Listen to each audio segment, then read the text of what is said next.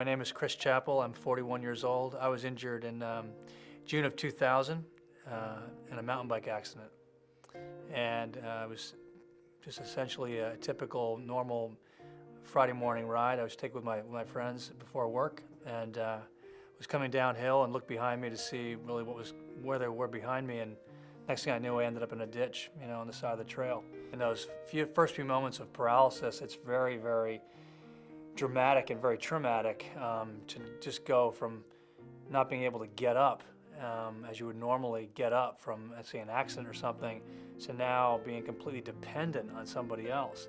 And I think the initial reaction of being at Craig was that, I've now entered the world that I had no clue as to what it was I was involved with.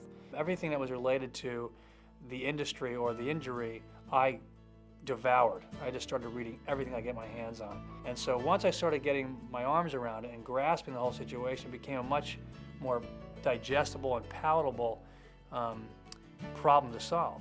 I realized, as you just mentioned, it was a scientific problem, and a problem that with enough scientists involved, enough brain power, with enough funding behind them, that we could come to some reasonable answers and solutions to solve the problem. And because of my knowledge base that I spent time learning, I then became, sort of a spokesperson, a local spokesperson. When the media came to Craig, who can we interview who's got an injury, who can talk about stem cell research? Who can we interview when he talks about Christopher Reeve and what he's doing? Once I became the local Denver media, I started getting, opportunities to go national with different representatives in Colorado.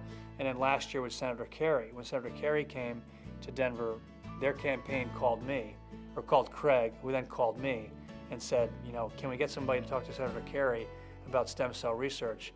What has to happen is that there has to be consistent clinical application of the science in order to really make it, I think, a functional reality, and that you're going to see people recovering function and recovering sensation and recovering movement. In my case, the acceptance of the injury is still something that I was really never comfortable with. I figured, okay, I've adapted to it, but I haven't accepted it as being the be-all, end-all for the rest of my life. The point is to not sit back and just let it happen to you. Just as life is for an able-bodied person is much more responsive and fun and much more lifelike when you're actually engaged in it, as opposed to sitting back and waiting for it to happen to you.